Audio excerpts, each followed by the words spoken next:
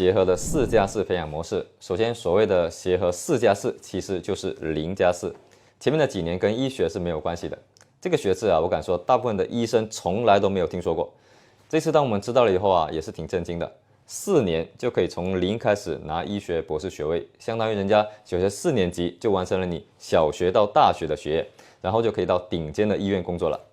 可是很多人包括我会有个疑问，时间够吗？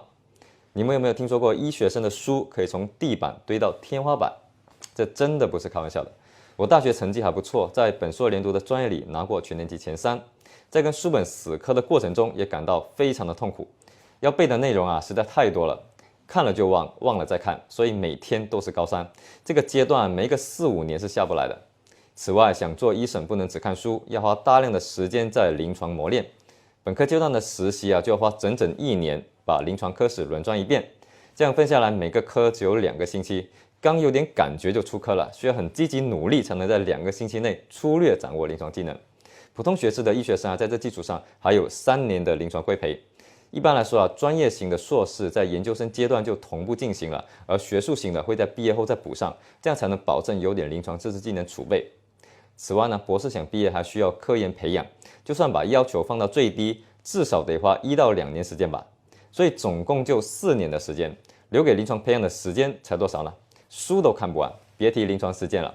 而董某人在毕业后的3年规培，还通过关系缩减为1年，只能说走的不是我们这种踏踏实实学习的路，能省了就省了。所以呢，这里不提公不公平的问题，这个学制很难满足得了高水平医生的培养时间要求。医生是一个为生命负责的职业，需要沉淀、积累、捷径，要不得。我是6+3+3，上了6年的本科啊，当然不是留级啊。第四军医大学文化大革命后的第一批6年制本科，后来呢又教学的改革以后，就是7年的硕士，8年的博士。现在又听到了还有一个4+4，不同的专业跨了还能学医拿到博士。今天早晨刚刚查完房，5月1号凌晨才开完的那些病人都恢复得不错。5月1号呢发了条视频，讲的是自己对协和4+4董小姐的一些看法，然后呢引起了很多朋友在网上热议。有一条啊非常有意思，这个朋友是跟我说，他说董小姐只占了你这种底层人士什么资源啊？人家未来是要走行政路线当副院长的，你能当吗？我当时真是气不打一处来，直接就回复了一条，我说他算个什么，也配骑在我们头上来作威作福。我相信啊，愿意过5·4青年节的人都是有正义感、有血性的年轻人或者精神年轻人，没有人会心甘情愿向不公低头。最近呢，这个网上关于这个4+4的这个评论啊，特别的激烈。网友呢说，对金融的怎么能够通过短时间内去给我们做主刀医生呢？关于这个事情呢，我要讲2个。4+4本身的这个出发点是好的，欧美国家几乎所有的医学生本科都学的不是医生。都是要通过这种工科类的学习再转，但是呢，他们的这个可不是4+4，它可能是4+7、4+8、4+10，就是医学生的培养周期很长。我觉得可能我们在最初设计4+4的时候，也是基于这样的一个目的，后面这个4的时间可能会太短了，很难把一个医生送到临床上面去给患者治病，这个可能是这个体系的一个漏洞，或者是有一些人钻了这个漏洞的空。论文是妇科的，规培是修脉的，就职是泌尿外科的。这个6边形战士是怎么样形成的呢？我作为一名医生，我来给大家揭秘一下啊。首先，协和这个4+4呢，它没有规定本科是什么专业，也就是说，无论你本科学的是什么专业，都可以报这个4+4啊，都可以学医，圆你一个医学梦。所以它本科是经济学，这一点从理论上来讲没有任何问题。那第2点，博士是内科的，那么导师又变成了骨科呢？我觉得他这个内科应该是入学的时候招生定的是内科，那么他在读书的过程当中变更了学科，从内科去到了骨科。那有人会说，这还能随便变吗？这要是搁在一般普通的院校啊，普通的学制啊，很难发生变化。但他们这个4+4很特殊，实际上呢，他们只有4年的时间来学医。大家知道，医学的本科它都是需要5年的，那你说他这4年能学到什么东西呢？充其量呢，也就是一个本科生的水平。那本科生呢，他是不定科的，什么都要学，内科、外科、妇科、儿科、生理、生化等等，所有的医学基础学科都是要学的。所以的话呢，对于这种4+4的学生，我觉得他最后选择什么科室都是可以的。因为相对于医学浩瀚的海洋来讲，它还是一张白纸呢。只要学校允许，那么转科完全没有问题。那人家厉害就厉害，选了一个院士当导师，而且是在全国排名第1的医学院校北京协和医学院的院士。朋友们，这你受得了吗？反正像我们这种普通人，一辈子都没有办法成为院士的弟子。那他的论文怎么又发表的是妇科疾病方面的呢？刚刚讲了，他们这个水平啊，相当于本科生的水平，而医学的本科生毕业的时候都不需要发论文的。而协和这个4+4，它出来呢是一个博士学位啊，所以的话呢，必须要有毕业论文呐，不然的话呢，怎么申请博士呢？怎么申请答辩呢？但是你也知道，他只有4年的时间，他学那些课本的时间都不够，哪有时间来搞什么临床研究，来搞什么科学研究，来发表论文呢？所以他们的这种毕业论文，坦白来讲，都是比较水的，只是为了应付毕业而已。但确实啊，导师是骨科的，你发表妇科相关的内容，有点说不过去了啊。不知道他的院士老师有没有看过他的论文，指导过他的论文，修改过他的论文。那咱们接着聊啊，怎么规培又去了胸外科呢？规培是什么东西呢？它这种4+4的形式，在读书期间在医院里面轮转的时间是非常少的，也就是在医院里面可能实习了一下。那么毕业以后找工作，他就去到了中国医学科学院肿瘤医院。有朋友会说，他怎么不留在协和，要去了肿瘤医院呢？各位朋友，这个肿瘤医院也是协和系统的，全名叫做中国医学科学院肿瘤医院，是全国排名第1的肿瘤医院。你可不要小看了这个肿瘤医院啊！有多少人削破了脑袋想要挤进去都挤不进去。如果是我啊，协和医院和肿瘤医院同时要我会毫不犹豫的选择肿瘤医院。我要是犹豫1秒，我都是傻子，我都对不起肿瘤医院。因为肿瘤医院它是专科医院，它没有急诊，它没有那些杂七杂八的疑难杂症，它的患者都是肿瘤患者，病种单一，没有急诊，待遇高，谁会选择去协和医院呢？那么肯定去肿瘤医院了。那有朋友会说，他一个这个4+4毕业的啊，没有规培经历，没有发表高水平的论文，怎么就留在了肿瘤医院？那每年那么多青年才俊，有规培证，有高水平的论文，甚至有的人还有课题，为什么都留不了肿瘤医院呢？这个你不要问我，我也不知道。我也是肿瘤医院的博士毕业，我也没有留在肿瘤医院啊。这是因为他没有参加规培，所以的话呢，他入职肿瘤医院以后，他要去规培。那为什么规培不在自己医院，然后去中日友好医院呢？这里面啊，又牵扯到一个规培基地的问题。他入职泌尿外科以后的话呢，实际上他算是外科系统的。那么外科系统规培的话呢，他要轮转很多科室，比如说普外科、泌尿外科、骨科、乳腺外科、血管外科等等这些综合性的科室。那么肿瘤医院刚刚讲了，它是一个专科医院，它只是看肿瘤的，所以的话呢，它没有普外科，没有血管外科等等这些科室。所以入职肿瘤医院以后，他要去外面规培，要去一个这个综合性的3甲医院规培。那么这个董小姐就去了中日友好医院规培。各位朋友，你可能没有听说过中日友好医院，那这个医院也是非常厉害的，它是国家卫健委直属的医院，比这些北京市的普通3甲医院它是高一个等级的。那么在规培期间，这位董小姐做了几件很出名的事情。第一个，按道理来讲，她这个在读书期间没有参加规培的，那么第1阶段规培的话呢，需要轮转3年。但是据网络报道，人家居然减免了2年，只要规培1年，这是怎么实现的呢？我不知道，而且我一直对这个事情的话呢，抱有怀疑。按道理来讲，这是不可能减免的，因为这个是全国统一的，全国都是这么规定的。1阶段规培就是需要3年，他如果能做到那减免，说明他有通天的本事，咱们普通人做不了。相信看到这里，全国正在规培的成千上万的医学生想要说出一个 F 开头的单词。第2件事情，规培期间他应该要去骨科轮转，但是人家不去，就要留在胸外科。那人家中日友好医院的骨科不同意啊，按照轮转计划你就是要来骨科的，你为什么不来呀？人家董小姐找她的院士导师给中日友好医院打招呼。各位朋友看看，院士导师发挥作用了吧？还成功呢。那我就不去骨科轮转，我就待在胸科。那第3条，他在轮转期间，他还是属于最底层的住院医师。虽然是最底层的住院医师，但是人家厉害呀，以第一作者发表了一篇膀胱癌的诊疗指南。各位朋友可能对于这个临床指南不知道是什么东西，那对于学医的人来讲，这个东西太厉害了。临床指南就是给全国乃至全世界的医生作为参考的，就是权威。比如说膀胱癌这个病应该怎么样诊断，怎么样治疗，咱们全国的医生都需要参考相关的临床指南。那这个指南的制定一般来讲是行业内的大佬、知名的专家、教授才有资格来写的。而且的话呢，这种指南往往来讲不是一个医院来写，是好多个知名医院的知名专家联合来编写的。但是人家牛吧，刚刚毕业还是一个住院医师，他可能在泌尿科都没待几个月，就能以第一作者的身份来写全国性的指南。那你说他对这个病他能了解多少？那人家那些工作了几十年的专家、教授、院士都被他甩在身后了，你就说牛不牛吧？所以呢，我们总结一下董小姐的开挂人生：本科在国外读经济学，随随便便就进了协和的4+4，到这里就可以刷掉99.9%的普通人了。然后又改了专业，选了院士当导师，到这里普通人就不要想了。然后人家毕业以后轻轻松松入职全国排名第1的肿瘤医院，然后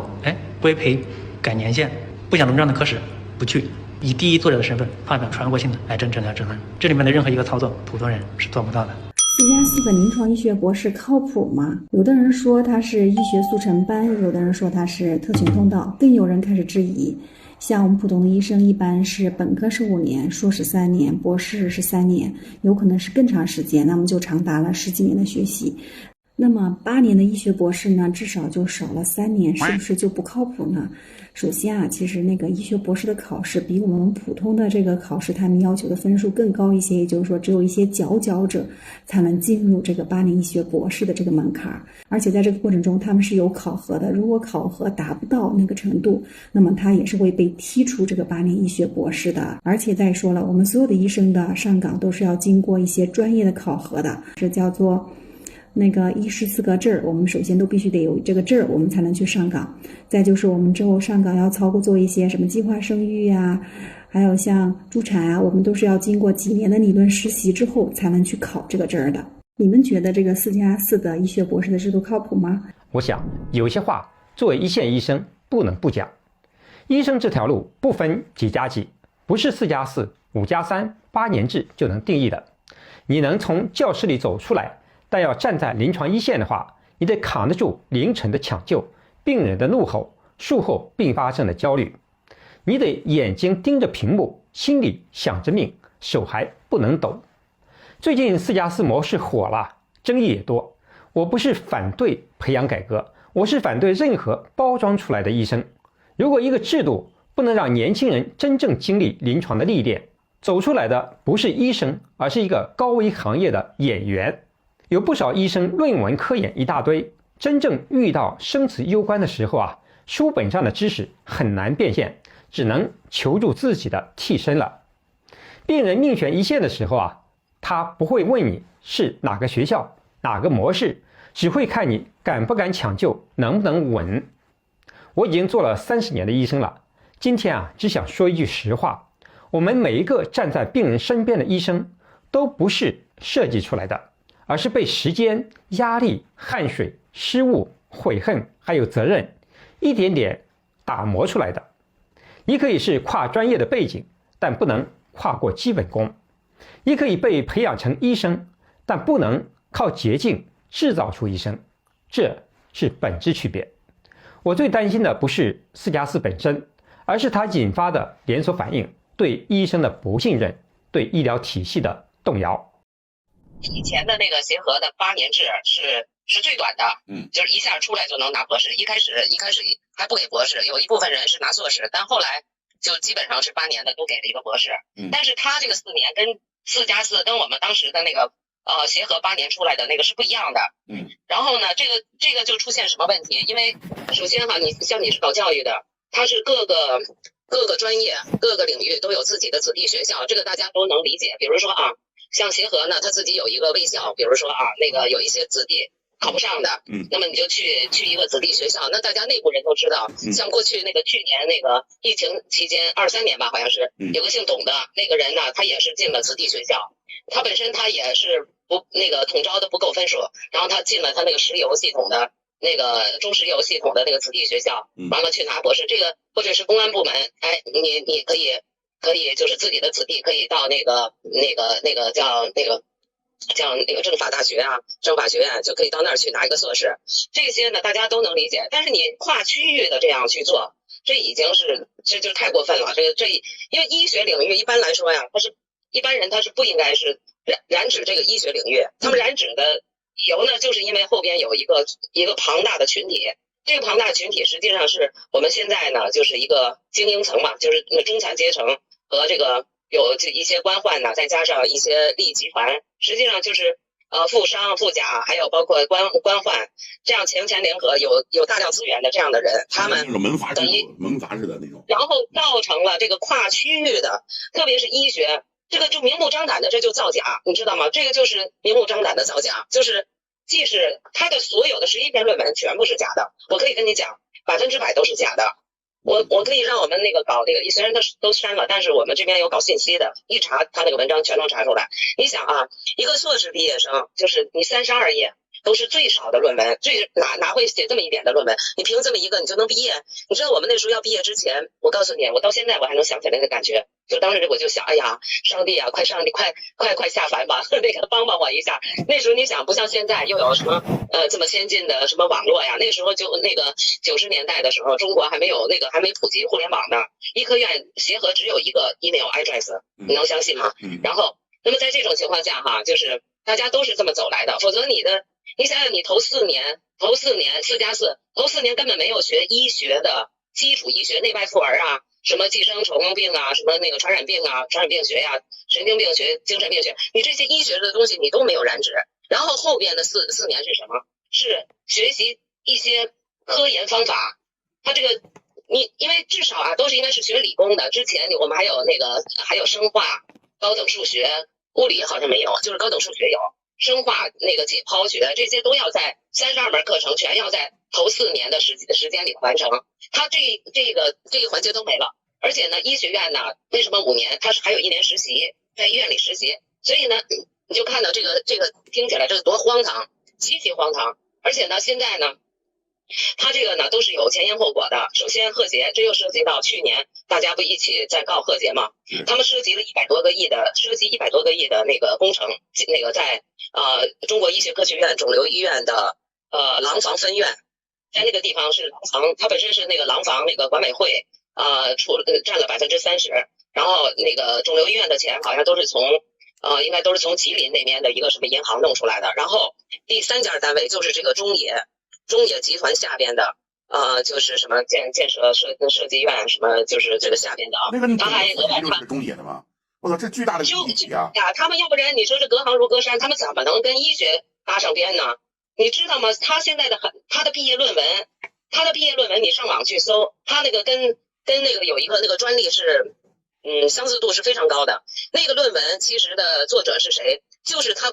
亲姑姑的研究生写的，而且人当时还有一个专利。他因为这个，他姑姑的那个研究生，因为他用了这篇论文，他又重新写，然后又往后延迟了1年毕业。人家那个就是一个。爸爸妈妈都没有什么背景的，就是都是贫寒子弟，你就可想而知，这就是北京科学大学，他们家好多人好像有亲属在里面，就是所有的论文，还有包括他写的11篇文章，最后一篇更登峰造极。你知道他最后一篇文章是什么？膀胱癌的临床实践指南，你知道是什么人？都得是要绝对的学术大咖，而且不只是一个人写。他是要有一个人主编，剩下一帮人在写指南。他竟然能写了而且是他写的。你想哈，你又不是一个临床医生，你那时候仅仅是那个大学4年，那个就是四年的医学生，你怎么可能写这么样一个涉及临床治疗的一个论述？对呀，你这不是荒唐吗？这就是造假已经造到登峰造极的程度。然后呢，这个王晨是谁呢？王晨，你知道哈，我们一般哈医学上。就是分，它是个金字塔，它分那个等级，最高的就是中国医学科学院，协和医科大学，然后下边是协和医院、肿瘤医院和阜外医院，然后呢下边是还有12个所，这是医科院下边的，就是协和医科大学覆盖的这个这么多的院和所。然后王晨呢，他本身呢是毕业于首都医科大学，就是实际上就过去的北二医。然后呢，这个金字塔呢，第一层刚才就是协和系统，第二就是那个。北京医科大学，就北京医科大不是就是北京医科大学就叫那个就现在都叫什么北大系统、北大医院、2院什么的，这个下边的，然后才是首都医科大学。首都医科大学就是原来的北二医，王晨就毕业于北二医，然后这个饶毅呢也跟着瞎搅和，其实跟他也没啥关系，他也瞎搅和。他饶毅是毕业于江西医学院，那个就更远了，他呢。后来他出国去学了一些，去了哪个学校好像是，然后他回来做了首都医科大学的校长。然后王晨现在是比他高2层，跨越了北医系统跨越了那个医科院系统，他现在做医科院的院长，并且是协和医学院，原先叫医科大学，他们不知道谁给改成医学院，然后做协和医学院的校长。然后这个呢，他涉及了多少家单位啊？他进来之后，他首先进入了协和医院，他因为他是那个协和医院的内科先进的，后来呢，他又跟咱们那个骨科教授，那个叫什么来着？就是那骨科教授，我都知道那个人。他呢他又做他的那个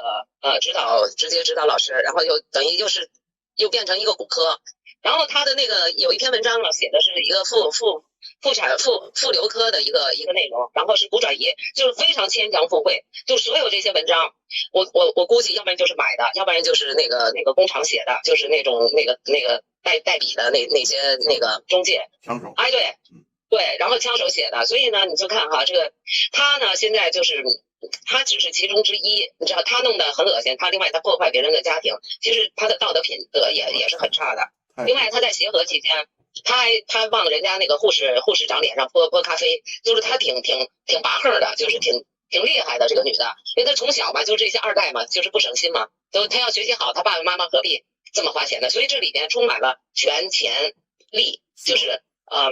色，没错，他其实呢他是色诱好多人，他跟这个肖飞可不是一个，而且你要知道啊，胸外科是没有一个女大夫。然后泌尿外科也没有一个女大夫，他为什么非要选择这个没有一个女大夫的地方去？而且最恶心的是什么？你每个医院的院长，为什么你们会同意他到这样的科室？他胜任吗？哎，这都是问题，是不是？对。所以我呀，他现在呢丢珠宝局嘛，丢珠宝局实际上就怕跟上次贺杰那个事情不了了之，就是闹哄就不了了之了，这个很吓人，你知道？他其实呢，他真的像毒瘤似的，他其实。我刚才讲了，就各行业啊，你可以为自己的子弟走个后门，就是你弄一个什么子弟学校，这个外人也就这么多年。行啊，救死扶伤可。但是你医疗不行啊，你无论如何，而且现在就把病人吊在手术台上，都是他们这个80后、90后的杰作。这个可不止一个。我那天就我的那个同学在那个安贞医院，安贞医院是属于北京市属的啊，市属的都是属于首都医科大学那个附属的。但是呢，你一定要知道，医科大学跟医院是两套系统，他医科大学他管不了医院，所以那个饶毅大家也搞不清，饶毅的角色实际上是搞教学、搞科研，他也没少拿钱呢，他少拿钱了。然后呢，他的王晨呢现在也是管的是医科大学和医科院，他的应该就是临床这边他是那个张树阳他们管，原先都是我们那个大师兄，原先他做到了70多岁他才退的。反正就是说呢，就是这里边吧存在一个什么问题，就是他们现在这个不管啊，这种事情是越演越烈。这些孩子们为了你看见啊，你看他是90后，就这个小姓什么来着，姓就是那个小董习莹，他们这个，如果你说肖飞他那个一生气把那个手术衣一脱，他走了，那你能不能把他给叫住啊？就是如果你善良一点，你把他叫住，对吧？你别走，他跟着他一起走了，你这个就问题很严重，是吧？对。你又不是说你由于你出现了疾病或者那个你吊在手术台，那就得换人了，那马上就得跟科室商量，因为那边病人已经麻醉上了，所以这种事情已经发展到这种程度啊，就是因为他们俩这个古医生呢，他其实他是北京医院的，他们俩，我听我那个同事们说，就是他跟那个肖飞他们俩都是那个北医8年制的。这个8年制的是有，那协和也有，这个以前最开始是协和，后来北医也开始有8年制。8年制人家全部是在学医啊，人家没学别的。你不能最后你知道吗？这次我看那个协和，你知道协和基础所他们说有学地质学的，你如果立志做李四光，你去修理地球，你干嘛去搞医学？一个那么宏观的东西，你去搞一个医学显微镜下的东西，你这不是太荒唐了吗？然后呢，其实他们的目的是要走捷径，要将来做医院的领导，你知道他们可以做医院的院长助理啦，什么办公室主任呐，他就是干这种轻松的。原先那个最高法的大法官他们都给我发信息，就是前2天我都没时间给他们说，因为原先他们那个国家现在希望就是医院也法制化嘛，就是给他们最高院给他们去那个讲一些法律课程，然后向我咨询了很多问题，然后那个我也就医院的事情，后来他们也发给我这个东西。其实这一点也不奇怪，他这个不是1天2天了，实际上我就觉得这个样子把共产党就真的把共产党的初心真拖死了。你把人分成这个，确实他现在人分了那个三教九流，干活的人还永远是一个最底层的人。那你说，那你这个就是偷鸡摸狗的人或者投机取巧的人，是不是都应该？对，是不是？你是不是都应该那个占到最大的便宜？我觉得协和，所以我看这个事儿我就觉得，轩子姐呢，您是老协和呀。这都好像烂透了似的，这个。我告诉你，当年我再告诉你，我都想给他们捅他们一下，因为当时我就觉得很多行政人员特别胡闹。协和当时我们出国的时候，让他们给我们盖个章，你知道我们一个月工资才100多，盖一个章就5块。我们当时也不知道那个我们出去读书得需要多少个证明信。然后呢，他又不给你打印，他打印都不给你打印，都你要自己颠跑外边，连个那个协和的那个头都没有。那个时候可能也不太讲究。然后你只要他拿个章帮盖印，你给他5块。你想我们工资才100多一点，100几块吧，那时候出国早，我就说那个时候就很腐败的。你想我们一个学生，那时候毕业的学生那么多，一个学生盖一个章就需要5块钱，10份，我们出去怎么也得中英文各10份吧，20份，你想想就。20份，这就2、5、10， 100块钱出去，我们一个月的工资就出去了。那个讲个点，所以他们这种行政人员的这种恶心，它是从始至终都有的，各医院。所以我是坚决支持要把所有的医院的行政后勤删2/3，就只留1/3就足够。像他这个小董这种情况，他那个一批有170多人，就一批他一批170多人，你想一想都是什么人能去？你普通老百姓的孩子能去吗？你学地质的人能去，而且还有一个是学什么？学艺术的，然后呢还有一个是学你如果你愿意学艺术，你就别在这个医学这儿来搅和了，你来搅和啥呢？是不是？我就觉得纳闷呢，你这样的人。你那个4年，你哪会有时间？而且你像这个小董，他在那儿待了4年，然后最逗的是，他竟然能分到医科院、肿瘤医院。然后呢，28号、29号那2天，他那个贺杰他们赶紧以最快的速度，马上就把他给弄到邯郸去了，弄到邯郸分院去了。你说说这帮那个神操作，然后就变成跟总院没有关系，然后那就变成那更恶心了，就是他爸爸亲自参与，他爸爸叫董小辉。你去看这个有多恶心，然后。就把他的那个关系给分配到廊坊了。廊坊那个地方本身就是当时就是一个腐败的一个大楼。当时贺杰他们用那个就是院长，他们用那个让那个医科院给他们下那个配额，然后用那国家的钱买了一个那个大质子治疗仪治疗肿瘤。全中国目前就上海有一个，然后山东有一台，山东。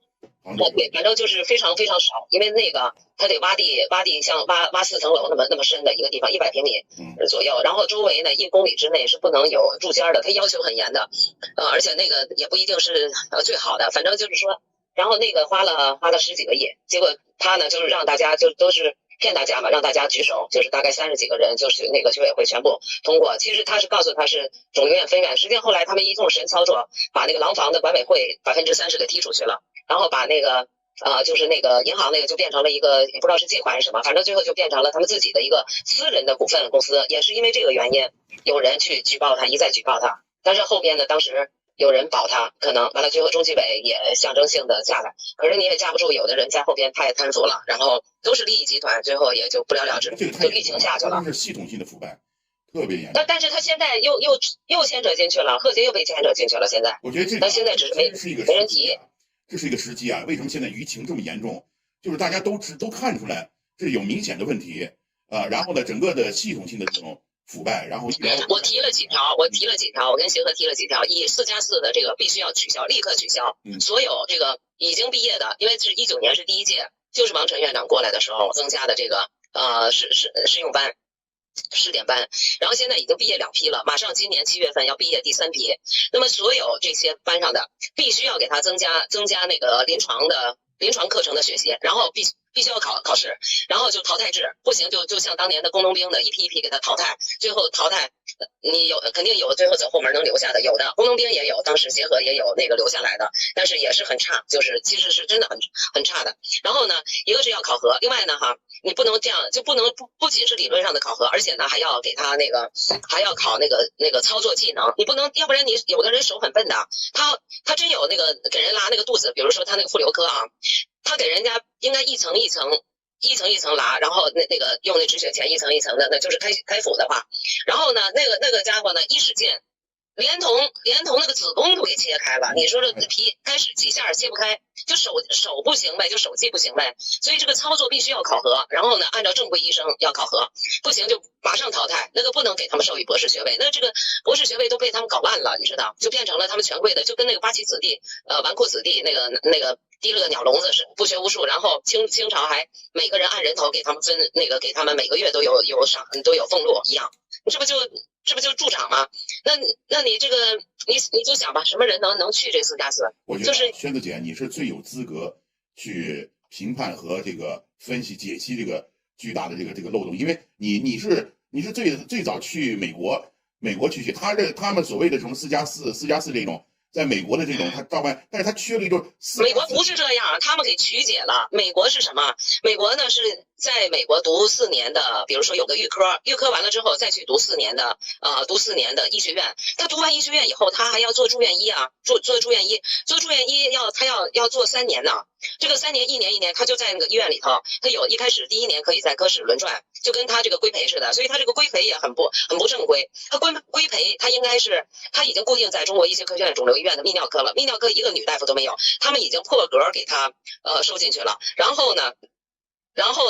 他又让他去那个轮转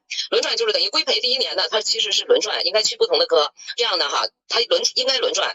他呢竟然就跑到了中日友好医院，因为中日友好医院原先王晨就在中日友好医院做院长。王晨呢，我都有他电话什么，原先我们俩之间也发过信息。他原先啊，他就是北京市属的，他跳来跳去，他一直跳来跳去。像我们做医生呢，一般来说都相对比较固定。比如说我在协和系统，我就绝对不会去北医系统，那个就等于下架一样。然后我也不会去北21北京市属的那个医院，那也继续下架，对吧？那我要去，那我肯定人往高处走嘛。我当时他们还要让我去那个去卫生部医政司，他们那个司长潘庆田当时陪着我转那个，当时他们说要加强医科院的那时候叫卫生部，后来叫那个卫生和计划生育那个委员会，现在叫卫健委。他就变了3次嘛，然后那个当时后来我看见那里边，他每个屋子啊都是一沓一沓的那文件，屋里边什么处长什么科长都在那屋子里头坐着，司长都在里边坐着，我就觉得那个不太喜欢，后来就没去。然后我就一下第一站我们就到了那个医科院，医科院呢，然后2次分配，就是医科院里边包括有医院和研究所，然后我不愿意去所啊，那么就给我分到那个医院，我们是属于卫生部那个参加卫生部通考之后给我们第一批，等于我们是第一批进行那个留到协和的，我们是这样。所以这个协和这个发展史我很清楚。它其实本身呢，协和它其实在整个医学领域，它实际上是一个就不可撼动的地位。的确是，就很多那个综合疾病，它不是指就是指那些综合疾病啊，内科的，它是非常好的。然后现在呢，就是我是觉得现在就是这个样子，就整个破坏。你别说破坏共产党在人民心中的这个威望了，他就已经就整个就一个典型的权钱交易。你不是我有工程在你这儿，好，那我就负责。那这里边一定，那按说这就是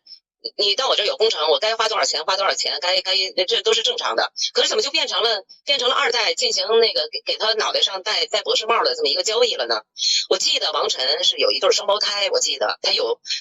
好像有2个孩子，他的太太呢是咱们国家第一个拿到就是那比尔盖茨不是有一个在中国有个 foundation 嘛，就是有一个就是眼科的基金，他太太原先是首都医科大学的一个眼科医生。就是那王晨，就是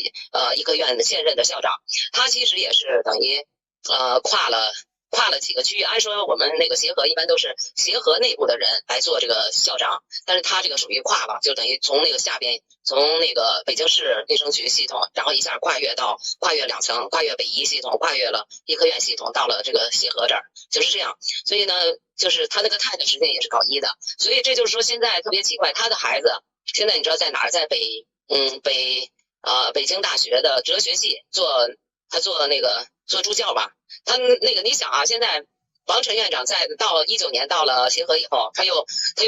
在疫情期间又成立了一个马克思主义学院，你就可想而知，马克思主义学院都是什么人去？你去看一看，所有考不上大学的那些人，全部去学哲学，学马列去了。马列是这么学的吗？你去看看人家马克思，你真正他们能读懂吗？那得是真愿意学哲学的人，真能学进去的人。咱们国家现在搞的你跟马克思主义哲学、马克思主义政治经济学、科学社会主义，咱们国家现在搞的不就是科学社会主义吗？你想想，这多么崇高、多么伟大的一个工程啊！然后现在就变成了不学无术的二代们，就是能解决他的，所以包括这个问题由来已久，就是以前那个夏江知青回来去不了，不也都是去那个清华呀、去北大那个哲学系嘛，然后脑袋上那个镀个金，不都那样吗？包括李鹏的仨孩子，那个考试也都成绩不合格，那么最后都去了清华去读书去了吗？这个问题是由来已久。另外呢，你再看邓公，他那时候提出来知识化、年轻化、专业化，他是提议是好的，结果没想到下边呼泱的全体只要是当官的，每个人都去弄了一个学位。他不说还好，一说每个人都在那个大学里边弄个兼职，有的是自己秘书帮着自己去上课，然后弄了一个什么在职研究生什么的，就是在职，还有一些弄一些博士什么的，就是那就从那时候就开始造假。所以呢，要说呢，他后边呢，他的问题很大，然后涉及的人也很多，人员他这个东西啊，我不知道，就评卫健委，你想想这个协和的这些帮人都是通天的，这个每个给你看的病的，就是这些，你想想。总理啊，还包括那些部长们的什么的，你想这些人都是这些临床医生们接触的，都是没准都是通天的，包括有些人的仕途，包括像贺杰，他怎么当的院长，他都是跟那个卫健委啊，或者是跟那个，就比如那时候搞教育的李兰清啊，他看中了某些人，他就给你最后就空调到哪儿，这都有可能性。所以呢，